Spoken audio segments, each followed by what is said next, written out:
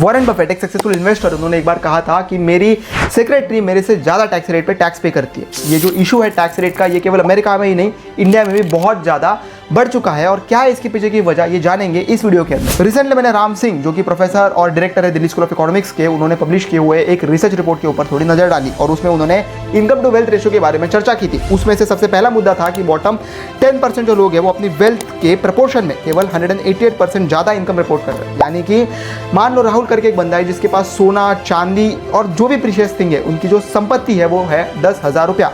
तो वो जो इनकम रिपोर्ट कर रहा है टू द टैक्स अथॉरिटीज वो है 18,800, यानी कि बहुत ज़्यादा रिपोर्ट कर रहा है, 188% ज़्यादा रिपोर्ट कर रहा है। अगर मैं बात करूँ टॉप 1% रिचेस्ट लोगों के बारे में, जो कि इंडिया की मैं बात कर रहा हूँ, वो केवल 2% इनकम ही रिपोर्ट कर रहे हैं। और तो और मैं अगर बात करूँ 10 सबसे अमीर परिवार हमारे भारत के, तो वो बस 0.5% ही इनकम रिपोर्ट कर रहे हैं as proportion to their wealth. India में एग्रीकल्चरल इनकम ये टैक्स फ्री है, यानी आपको कोई भी प्रकार का टैक्स सरकार को नहीं पे करना पड़ता। इसी का फायदा उठाया जाता है पॉलिटिशियंस और इंडस्ट्रियलिस्ट के द्वारा। ये लोग क्या करते हैं कि बड़ी बड़ी जमीन जो है वो खरीद के रखते हैं और उसके ऊपर कोई भी टैक्स उनको नहीं पे करना पड़ता। सिमिलरली ये लोग शेयर्स, बॉन्ड्स या फिर फॉरेन रेमिटेंसेस या फिर ये लोग अलग अलग ट्रस्ट के द्वारा भी अपना पैसा घुमाते हैं और टैक्स अवॉइड करते हैं। तो ऐसा है अपना टैक्स सिस्टम, जहां पे मिडिल क्लास लोगों ने अगर एक दिन भी इनकम टैक्स लेट पे किया तो वहां पे उनके ऊपर पेनल्टीज लगाई जाती है, केसेस डाली जाती है और उनको कोर्ट्स में जाके समन किया जाता है। अगर यही चीज़ वेल्दी लोग करें तो उनको इसमें से छूट मिलती है। ऐसे और महत्वपूर्ण वीडियोज़ के लिए फॉलो करिए धन सेतु को।